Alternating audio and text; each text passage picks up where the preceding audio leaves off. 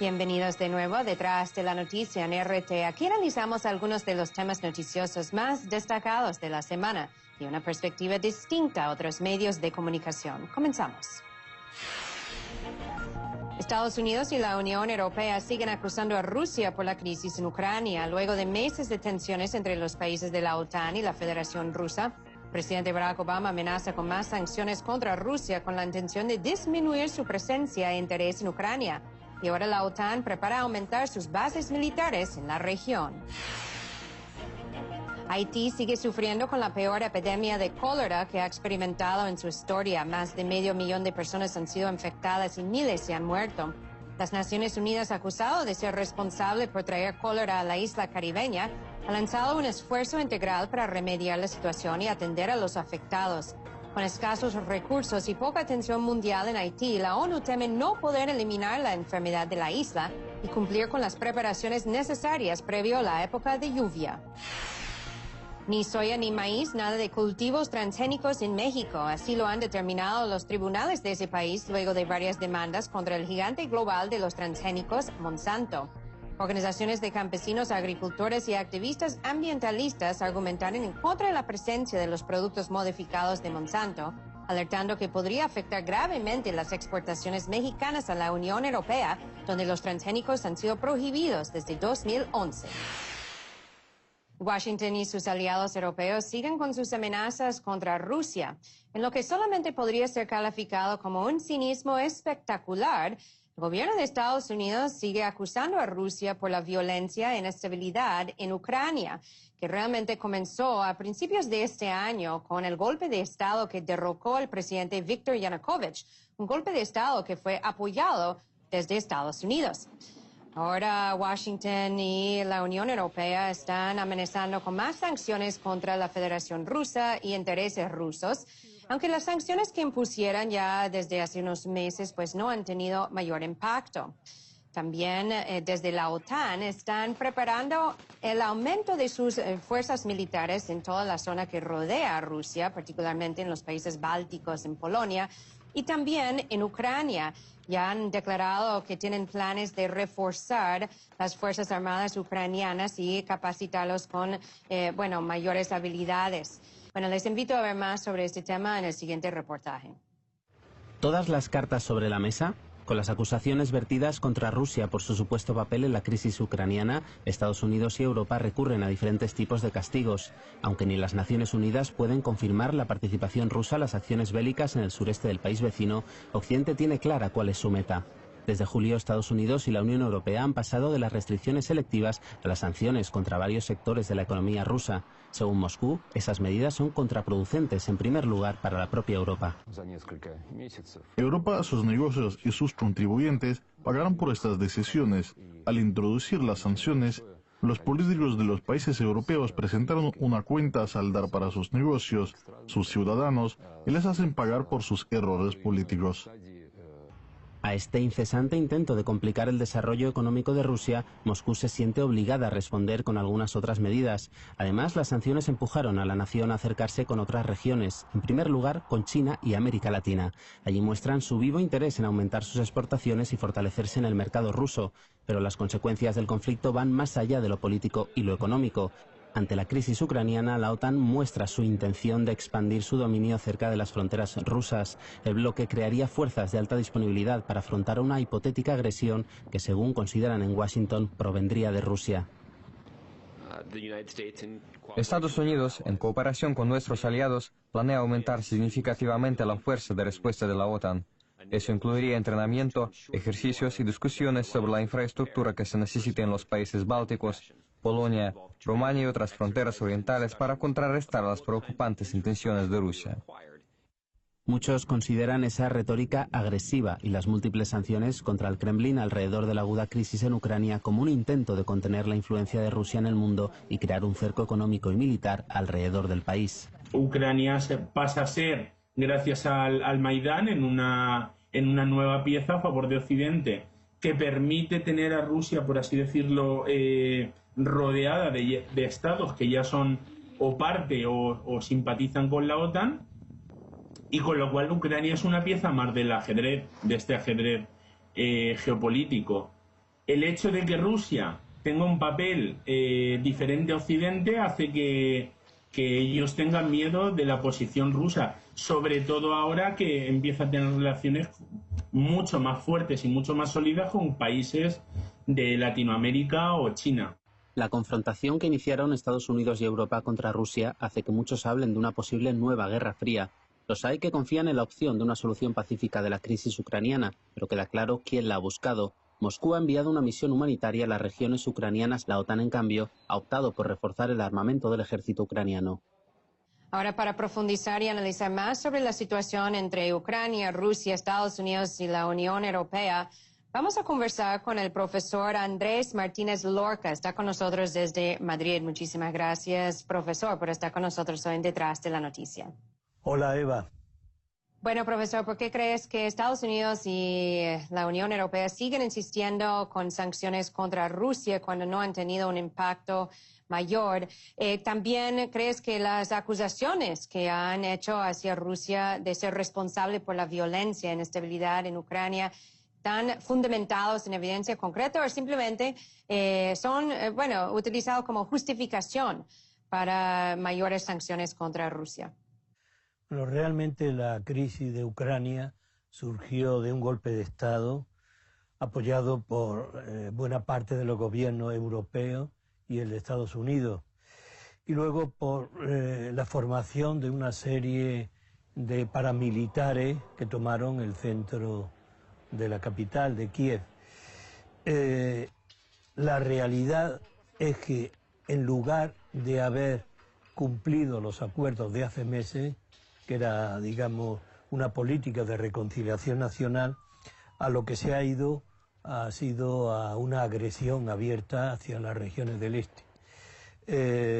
Rusia, en mi opinión, está actuando con una gran prudencia, y lo que vemos en los últimos días en el escenario europeo es una espiral, en mi opinión, muy peligrosa, porque por un lado se está incitando a la guerra, por otro se está sancionando a Rusia, se está alentando la política agresiva del gobierno de Kiev, y en una línea que puede desembocar en un conflicto peligroso para Europa. Ahora, profesor, ¿cómo puedes analizar lo que podría significar un aumento de fuerzas militares de la OTAN en las zonas de Europa del Este, o sea, rodeando a Rusia, en los países bálticos, en Polonia, también en Ucrania? ¿La OTAN está buscando provocar un conflicto militar con Rusia? Yo creo que lo que se está desarrollando, desgraciadamente, es un progresivo acercamiento de la OTAN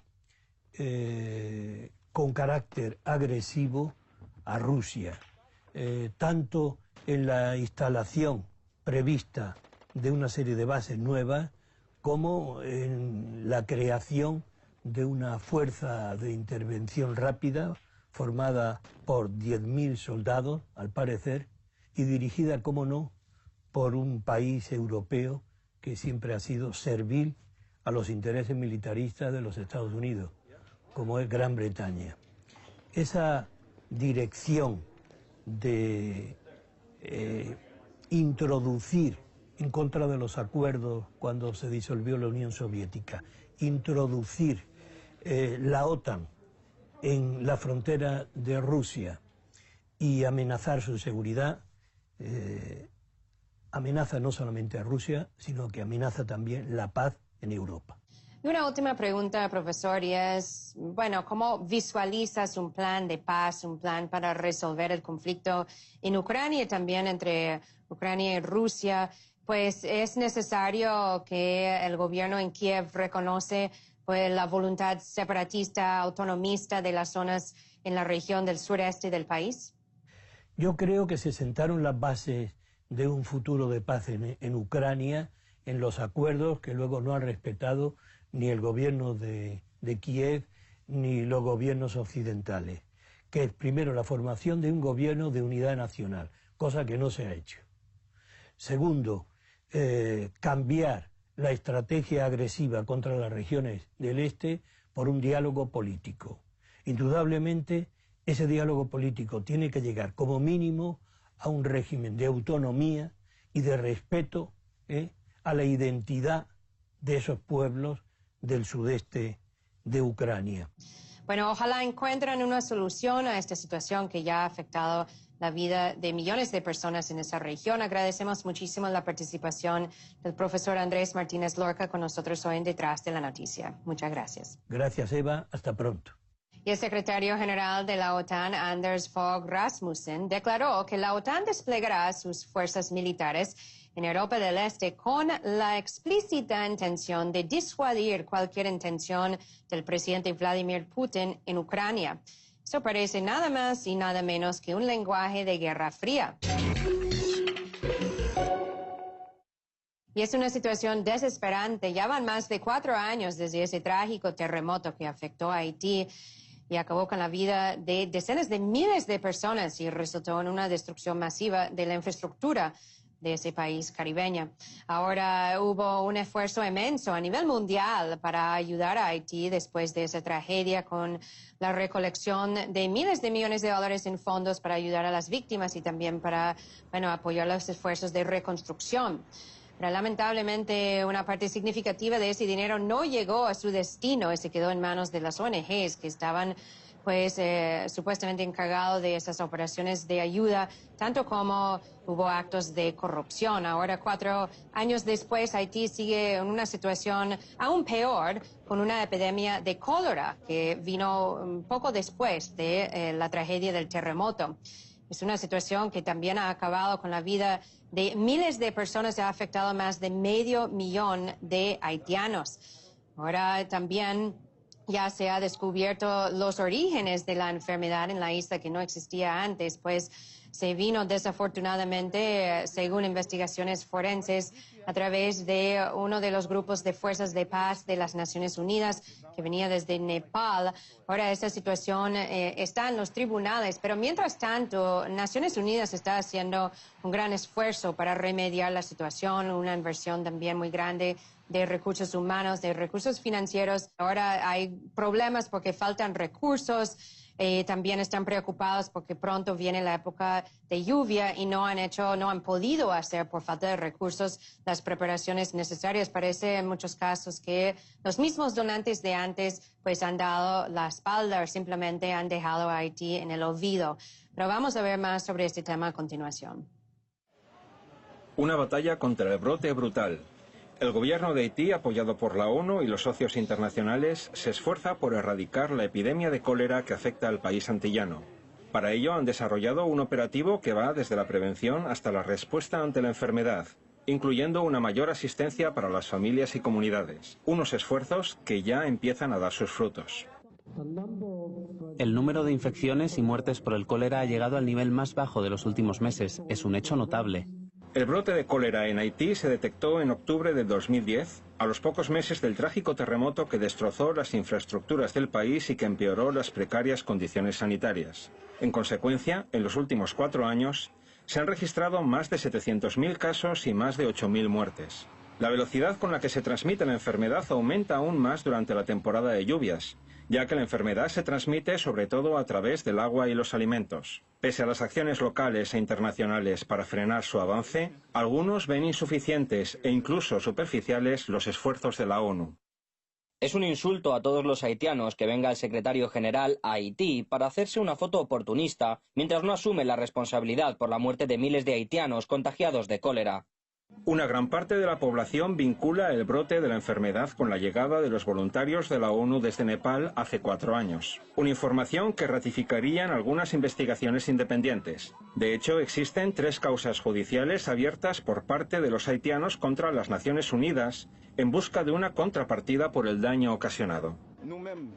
Nosotros, los haitianos, somos víctimas del cólera. Hemos perdido a nuestros padres, madres, hermanos e hijos. Debemos recibir una compensación por las víctimas. Por su parte, la organización rechaza esas pretensiones y se excusa en su inmunidad diplomática, así como en el hecho de que combate la enfermedad con significativas inversiones. El dinero llegará a fortalecer el sector sanitario, mejorará el suministro de agua potable y el alcantarillado. Sin embargo, algunos advierten que la epidemia podría cruzar las fronteras y amenazar a toda la región latinoamericana. En México, en los últimos años, ya se han registrado 200 casos de cólera. Existen muchas posibilidades de que la enfermedad se expanda en el continente porque debido a las condiciones precarias en las que permanece Haití, hay un gran problema de migración. En este momento en México hay miles de migrantes haitianos varados que no pueden cruzar hacia Estados Unidos y cualquiera de ellos podría tener un problema de salud porque no hay ninguna medida de contención en México. Haití necesita más de 2.000 millones de dólares para realizar su Plan Nacional de Eliminación del Cólera que duraría 10 años. Mientras resuenan las alarmas en todo el mundo por el virus del ébola, la precaria situación en Haití parece caer en el olvido. El pueblo antillano tiene voluntad y firmeza para combatir el mal, pero solo un fuerte apoyo internacional sería capaz de erradicarlo. Y ahora vamos a hablar más sobre esta epidemia de cólera en Haití y lo que se puede hacer. Vamos a conversar con Pedro Medrano. Él es asistente secretario general de Naciones Unidas y es el coordinador de la respuesta de Naciones Unidas ante el cólera de Haití. Está con nosotros desde Nueva York. Muchísimas gracias, señor Medrano, por estar con nosotros en Detrás de la Noticia. Hola, Eva. ¿Cómo estás? Bueno, señor Medrano, en primer lugar, ¿cómo es la situación actual con la crisis de cólera en Haití? Bueno, ¿se está resolviendo o faltan recursos aún para remediar la situación? Bueno, Haití sufre la mayor epidemia de cólera del hemisferio occidental. Actualmente, acumulados, hay más de 700.000 casos en Haití desde el año 2010. En el último año, este año 2014, hasta la época, hasta la fecha actual, hay menos casos que el año anterior. Este año hay 6.000 casos nuevos de cólera. Entonces uno podría decir que efectivamente se está controlando la epidemia, hay menos casos que el año anterior. Sin embargo, el total acumulado desde el año 2010 a la fecha son más de 700.000 casos. Ahora, cualquier país que tenga, como tiene Haití actualmente, 6.400 casos nuevos este año, consideraría esto una emergencia. Entonces la situación, si bien está controlada, hay todavía un número significativo de casos que nos preocupa, y nos preocupa porque es una epidemia que puede ser controlada. No hay ninguna razón para que un país como Haití tenga hoy día este número tan alto de casos.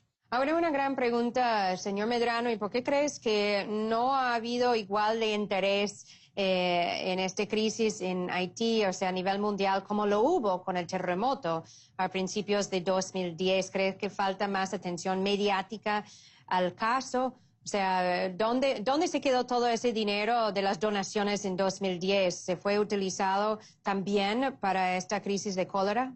El terremoto que sufrió Haití es el terremoto más grande, más devastador que ha habido en toda la historia de América Latina. 300.000 muertos, es un país que quedó completamente devastado. Y la asistencia internacional fue muy generosa, particularmente de América Latina y en general de todo el mundo. Fue una asistencia que permitió la reconstrucción del país, que es lenta. Pero si uno compara Haití, yo estuve en Haití inmediatamente después del terremoto, con lo que es Haití hoy día, ciertamente que hay progresos, y progresos muy notables. Ahora, los progresos que se han hecho para reducir el número de casos de cólera ha hecho que muchas instituciones, organizaciones internacionales consideren que el cólera está controlado y en consecuencia ya no tenemos una situación como la que había al comienzo de la epidemia. Y esto hace que otras prioridades en el mundo tengan mayor prioridad. Por ejemplo, las crisis que hay actualmente en el Medio Oriente, que hay en la República Centroafricana, que están el ébola incluso en la parte de África Occidental. Todo eso hace que la comunidad internacional esté priorizando otras áreas y a mi juicio no dándole la atención que merece Haití. Las causas estructurales están ahí y tienen que ver básicamente con la pobreza, con la falta de una infraestructura social básica que le permita al país tener no solamente el cólera, sino eliminar un conjunto de enfermedades infectocontagiosas como la diarrea infantil, por ejemplo, que es la principal causa de mortalidad infantil en ese país. Señor Medrano, ¿cuáles son los próximos pasos de Naciones Unidas para esta situación, esta epidemia grave de cólera en Haití? ¿Es un tema que se va a tratar en la próxima Asamblea General de las Naciones Unidas ahora en septiembre? Bueno, el secretario general efectuó recientemente una visita a Haití.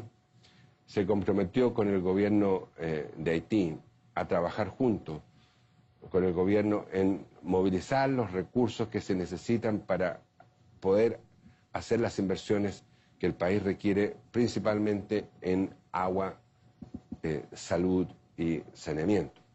Esperamos que esto sea parte del debate de las Naciones Unidas. Esperamos que en la próxima Asamblea General, durante la próxima Asamblea General, pensamos que los líderes de la región tienen una oportunidad a través de las instituciones financieras de la región, como el Banco Interamericano de Desarrollo, la Corporación Andina de Fomento, el Banco de Desarrollo del Caribe, como incluso el Banco Mundial, para poder aprobar un programa de inversiones de 10 años que le permita a Haití en los próximos 10 años alcanzar los mismos niveles de la región de América Latina. Bueno, ojalá que lo más que se dé a conocer la situación que está sufriendo Haití, lo más ayuda que puede recibir. Agradecemos mucho la participación hoy con nosotros del señor Pedro Medrano de Naciones Unidas. Muchísimas gracias. Muchas gracias por esta oportunidad. Y yo me acuerdo cuando pasó ese trágico terremoto en Haití que acabó con la vida de miles de personas y hubo una destrucción terrible en el país. Y luego hubo muchos esfuerzos grandes de artistas, de celebridades para recaudar fondos y ayuda humanitaria para ayudar a las víctimas de ese país. Pero desde luego parece que el mundo pues cerró los ojos a Haití. La ayuda humanitaria no se trata simplemente de lanzar unos dólares a las víctimas. Realmente hay que hacer un compromiso de apoyar y de ayudar mano en mano a esas víctimas en la reconstrucción de su país o el mejoramiento de su situación hasta que se logre el objetivo. Ni soya ni maíz, nada de cultivos transgénicos en México. Y así lo han determinado los tribunales mexicanos luego de varias demandas realizadas por parte de campesinos, agricultores, pequeños, medianos productores y activistas ambientalistas en contra de los cultivos de la gigante biotecnológica Monsanto de Estados Unidos que se iba a realizar en México. Ahora es una gran victoria para esos sectores en México y también para quienes luchan en contra de la comida y de los cultivos transgénicos a nivel mundial. Pero el gigante estadounidense de la biotecnología y de los transgénicos no se quedan con los brazos cruzados, ya que está realizando la batalla en los tribunales mexicanos. Pero por ahora, pues ha sido determinado en el caso del maíz transgénico que ya está prohibido su cultivo en México y ya no hay más remedios a nivel legal. En el caso también de la soya transgénica, pues ese asunto también parece que está siendo resuelto a favor de los agricultores mexicanos. México es el tercer exportador de miel a nivel mundial. Y esos agricultores y productores pues temían que con la producción de la soya transgénica en México pues se iba a destruir todo su negocio y su mercado en la Unión Europea, donde están prohibidos los transgénicos desde el 2011. Vamos a escuchar un comentario más sobre este tema. Si se mantiene la prohibición, es un precedente muy importante, en primer lugar, porque México es el centro de origen del maíz. Entonces, las organizaciones, los movimientos campesinos, nos imaginamos que en el momento en que en el centro de origen de un cultivo se permita un cultivo transgénico, van a seguir con otros centros de origen, como serían el arroz en Asia o la berenjena también en Asia, en India.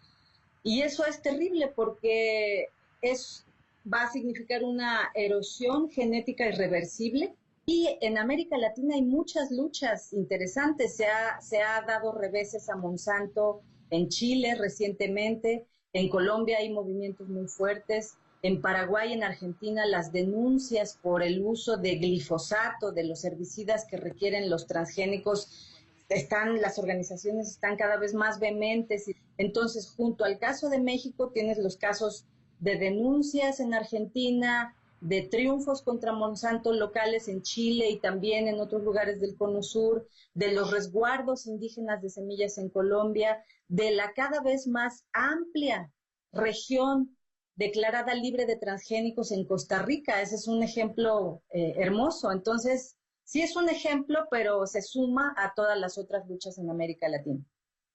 Y por su parte, el gobierno mexicano del presidente Enrique Peña Nieto estaba a favor de Monsanto en este caso, ya que fue quien les dio el permiso en primer lugar para cultivar sus transgénicos en el país, a pesar de fuertes protestas por parte de los productores, agricultores, campesinos, indígenas y activistas ambientalistas. Según la Constitución mexicana, cualquier acción que podría afectar el territorio de los indígenas, de las comunidades indígenas en México, tiene que ser primero consultado con ellos. Ahora, el presidente Peña Nieto no lo hizo, mientras que menos mal las Cortes mexicanas sí cumplieron con la ley en este caso. Amenazas de guerra, enfermedades y miseria. La unión y la solidaridad siguen siendo las mejores defensas. Mientras tanto, nosotros seguiremos aquí analizando, investigando y reportando lo que sucede detrás de la noticia. Como siempre, me pueden seguir vía Twitter, @EvaGollinger, y a través de mi blog en actualidad.rt.com. Muchísimas gracias por estar con nosotros y hasta la próxima.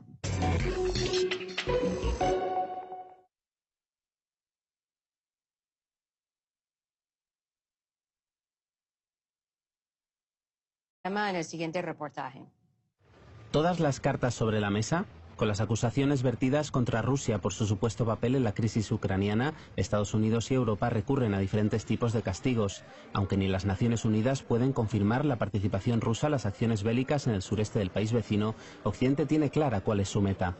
Desde julio, Estados Unidos y la Unión Europea han pasado de las restricciones selectivas a las sanciones contra varios sectores de la economía rusa. Según Moscú, esas medidas son contraproducentes, en primer lugar, para la propia Europa.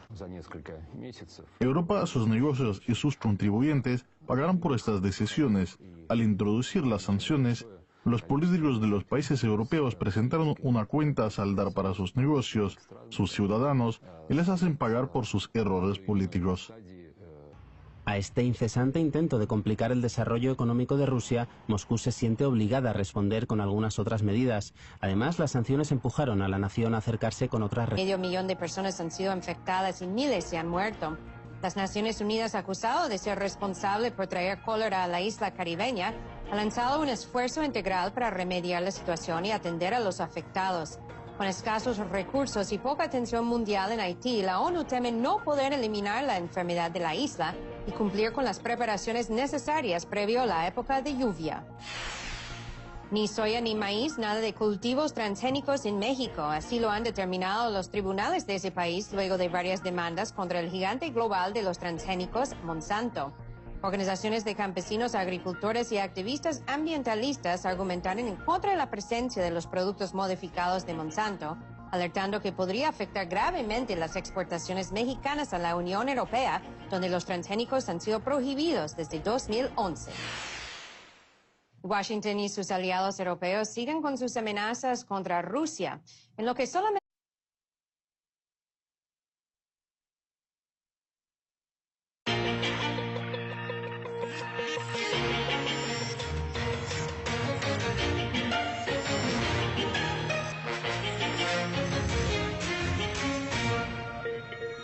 Bienvenidos de nuevo detrás de la noticia en RT. Aquí analizamos algunos de los temas noticiosos más destacados de la semana y una perspectiva distinta a otros medios de comunicación. Comenzamos.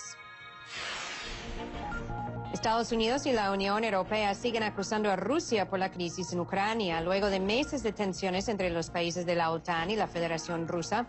presidente Barack Obama amenaza con más sanciones contra Rusia con la intención de disminuir su presencia e interés en Ucrania. Y ahora la OTAN prepara aumentar sus bases militares en la región. Haití sigue sufriendo con la peor epidemia de cólera que ha experimentado en su historia. Más de en primer lugar con China y América Latina. Allí muestran su vivo interés en aumentar sus exportaciones y fortalecerse en el mercado ruso, pero las consecuencias del conflicto van más allá de lo político y lo económico. Ante la crisis ucraniana, la OTAN muestra su intención de expandir su dominio cerca de las fronteras rusas. El bloque crearía fuerzas de alta disponibilidad para afrontar una hipotética agresión que, según consideran en Washington, provendría de Rusia. Estados Unidos, en cooperación con nuestros aliados, planea aumentar significativamente la fuerza de respuesta de la OTAN. Eso incluiría entrenamiento, ejercicios y discusiones sobre la infraestructura que se necesite en los países bálticos, Polonia, Rumania y otras fronteras orientales para contrarrestar las preocupantes intenciones de Rusia. Muchos consideran esa retórica agresiva y las múltiples sanciones contra el Kremlin alrededor de la aguda crisis en Ucrania como un intento de contener la influencia de Rusia en el mundo y crear un cerco económico y militar alrededor del país. Podría ser calificado como un cinismo espectacular. El gobierno de Estados Unidos sigue acusando a Rusia por la violencia e inestabilidad en Ucrania, que realmente comenzó a principios de este año con el golpe de Estado que derrocó al presidente Viktor Yanukovych, un golpe de Estado que fue apoyado desde Estados Unidos.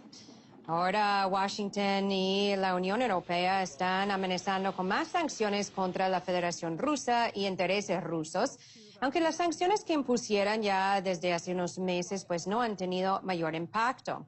También desde la OTAN están preparando el aumento de sus fuerzas militares en toda la zona que rodea a Rusia, particularmente en los países bálticos, en Polonia y también en Ucrania. Ya han declarado que tienen planes de reforzar las Fuerzas Armadas ucranianas y capacitarlos con mayores habilidades. Bueno, les invito a ver más sobre este tema.